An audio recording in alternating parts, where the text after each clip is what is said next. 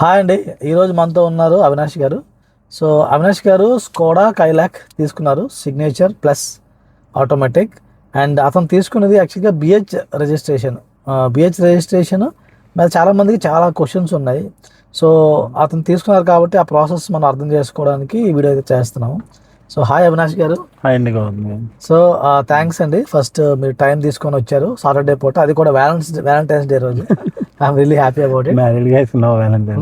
Married guys no valentine day అంట. Every day is valentine day. Ya that's true. ఒకే రోజు ఏముంది, చేసుకునే వాళ్ళకి ఎప్పుడైనా అవుతుంది. సో ఇక్కడ బిహెచ్ రిజిస్ట్రేషన్ అనేది మీరు చేయించుకోవాలనుకున్నారు. సో ఫస్ట్ థింగ్ వచ్చేసి బిహెచ్ రిజిస్ట్రేషన్ గురించి ఎక్కువ మందికి ఉన్న క్వశ్చన్ ఏంటంటే బిహెచ్ రిజిస్ట్రేషన్ అదేంటి అని అడుగుతారు ఫస్ట్. అవును. సో అది ఏంటి అసలు బిహెచ్ రిజిస్ట్రేషన్ అంటే, అది చెప్పండి.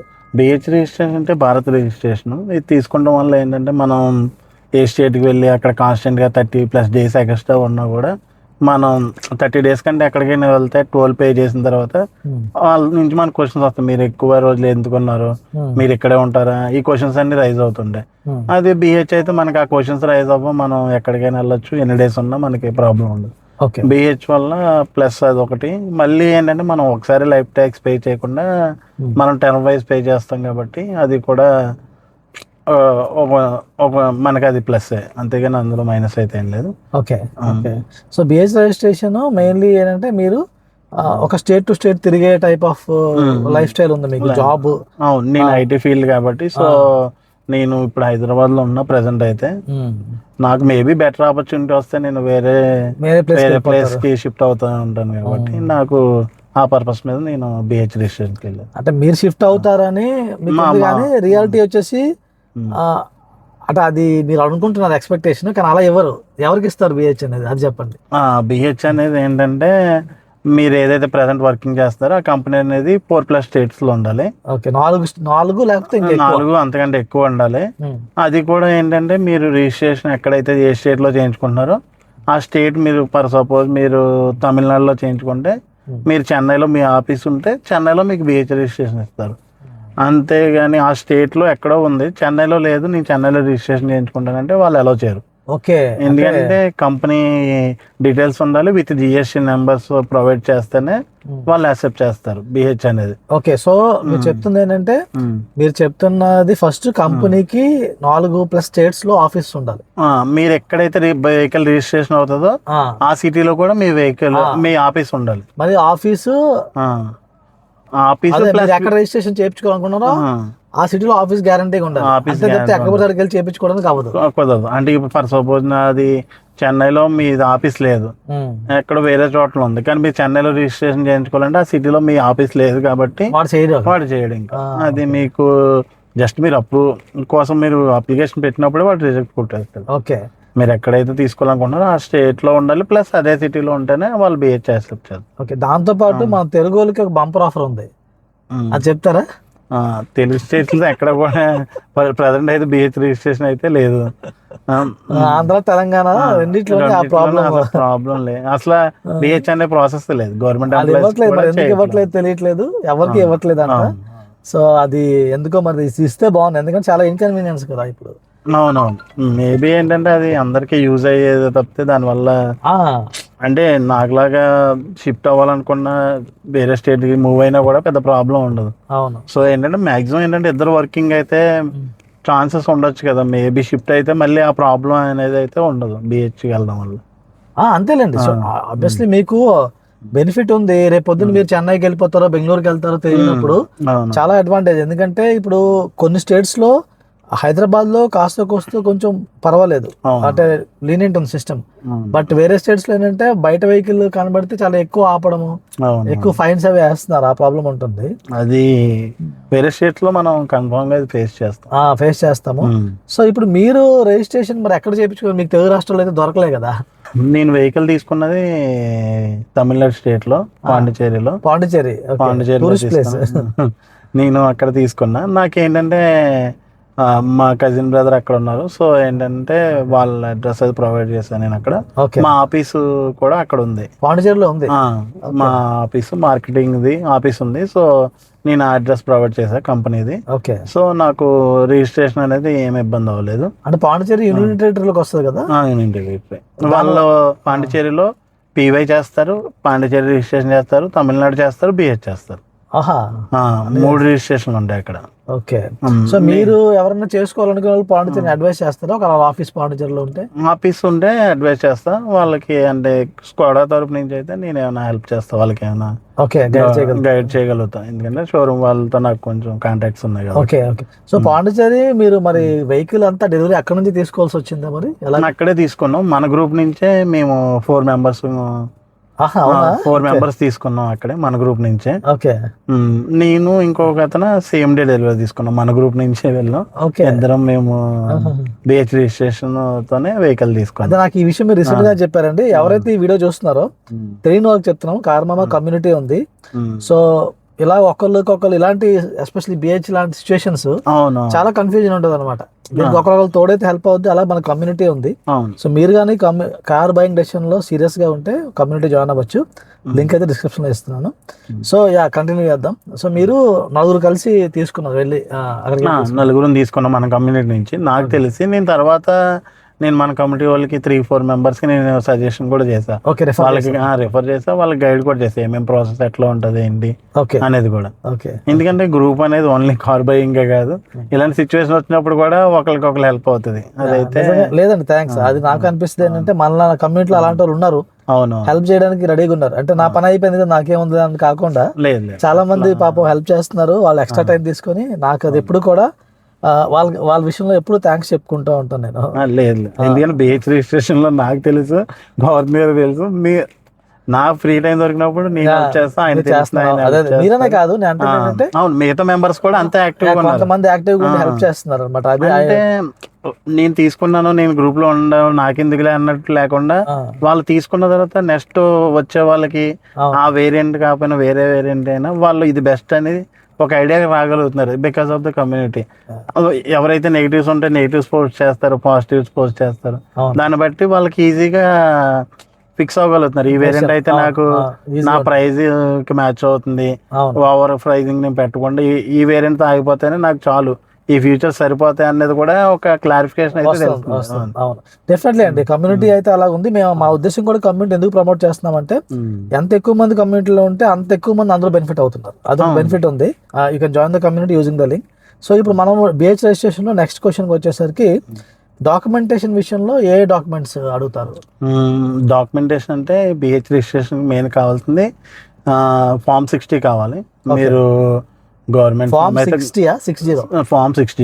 ఓకే, ఫామ్ 60 కావాలి. విత్ మీరు ఏ కంపెనీలో చేస్తున్నారో ఆ కంపెనీ డీటెయిల్స్ 4 స్టేట్స్లో ఉన్నట్టు, ప్లస్ అవి కాకుండా మీరు విత్ GST నెంబర్స్తో కంపెనీ వాళ్ళు ప్రొవైడ్ చేస్తారు. మీరు ఫామ్ 60 అని అడిగితే మీరు ఎలిజిబుల్ అయితే వాళ్ళు కంపెనీ వాళ్ళు ప్రొవైడ్ చేస్తారు. మీరు ఆ ప్రొవైడ్ చేసిన డాక్యుమెంట్స్ని మీరు సబ్మిట్ చేయొచ్చు. దట్టు మీకు మీరు ఎక్కడైతే రిజిస్ట్రేషన్ చేయించుకున్నారో అక్కడ లోకల్ అడ్రస్ ప్రూఫ్ కావాలి. మీరు ఆధార్ ఉండాలి. ఆధార్ అనేది అప్డేట్ అవ్వకపోయినా పర్లేదు. ఆధార్ లో సేమ్ అడ్రస్ ఉండాల్సిన అవసరం లేదు. సేమ్ అడ్రస్ ఉండాల్సిన అవసరం లేదు. ఎందుకంటే మనం తీసుకునేది BH, మన అడ్రస్ చోట ఉండదు కాబట్టి. సో మీకు అడ్రస్ గురించి అయితే ఏమి ఇబ్బంది ఉండదు. అక్కడ అడ్రస్ ప్రూఫ్ ఏమి యాక్సెప్ట్ చేస్తారు, ఏమైనా ఐడియా ఉందా? అడ్రస్ ప్రూఫ్ కంటే రెంటల్ అగ్రిమెంట్ మెయిన్, అది ఇంపార్టెంట్. రెంటల్ అగ్రిమెంట్ మీకు ఆఫీస్ అడ్రస్ ఉంటే, మీ రిలేటివ్స్ ఎవరైనా ఆ సిటీలో ఉంటే వాళ్ళ అడ్రస్ మీరు ఇవ్వచ్చు. అది డీలర్ సైడ్ నుంచి వాళ్ళు మీకు హెల్ప్ చేస్తారు. ఆ ప్రాసెస్ లో మీకు ఏమైనా కావాలనుకుంటే డీలర్షిప్ వాళ్ళు మీకు హెల్ప్ చేస్తారు. మీరు అక్కడ వాళ్ళతో మాట్లాడుకొని మీరు కోఆర్డినేట్ చేసుకోవచ్చు. ప్రాసెస్ అనేది మీకు రిజిస్ట్రేషన్ మీరు లాంగ్ లో ఉన్నప్పుడు ఏంటంటే వాళ్ళే ప్రాసెస్ అంతా ఆన్లైన్ ఉంటుంది. సో ఏంటంటే వెహికల్ RTO ఆఫీస్ తీసుకెళ్ళి వాళ్ళే చెక్ చేయించి మీకు ఆ ప్రాసెస్ అంతా షోరూమ్ తరపు నుంచి వాళ్ళే చూసుకుంటారు. మీకు ఆ విషయంలో అయితే షోరూమ్ నుంచి మీకు అదొక బెనిఫిట్. అంటే మనం ఫిజికల్ గా ప్రెజెంట్ అయ్యి మన వెహికల్ ని చూపించాల్సిన అవసరం ఉండదు, మొత్తం వాళ్ళే చూసుకుంటారు. Okay, nice. ఓకే అండి. సో లాస్ట్ క్వశ్చన్ వచ్చేసాం. లాస్ట్ క్వశ్చన్కి వచ్చేసరికి బిహెచ్ రిజిస్ట్రేషన్ లో టాక్సేషన్ కొంచెం డిఫరెంట్ ఉంటుంది, రోడ్ ట్యాక్స్. సో అది ఎక్స్ప్లెయిన్ చేస్తారా? ఎందుకంటే చాలా మంది బిహెచ్ రిజిస్ట్రేషన్ కొటేషన్ మన గ్రూప్ లో పెట్టినప్పుడు అరే ఎంత తక్కువకి వస్తుంది ఏంటని కొంతమంది ఆశ్చర్యపోతున్నారు. సో అది ఆ ట్యాక్స్ బెనిఫిట్, ఆ టాక్సేషన్ ఏంటి, డిఫరెన్స్ ఏంటి, దానివల్ల మీకు ఏమైనా బెనిఫిట్ అనిపించింది అది కూడా మీరు ఓకే. మనం వెహికల్ తీసుకున్నప్పుడు తెలంగాణ కానీ ఆంధ్ర కానీ సేమ్ ట్యాక్స్ అనేది సిమిలర్గా, మరి అంత డిఫరెన్స్ అయితే ఏం లేదు.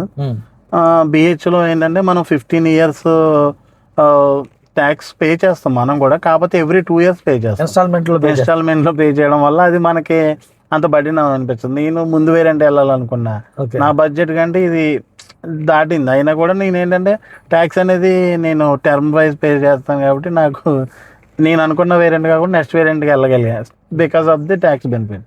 Okay okay. దానివల్ల మీరు 1 lakh దగ్గర తగ్గించారు కదా.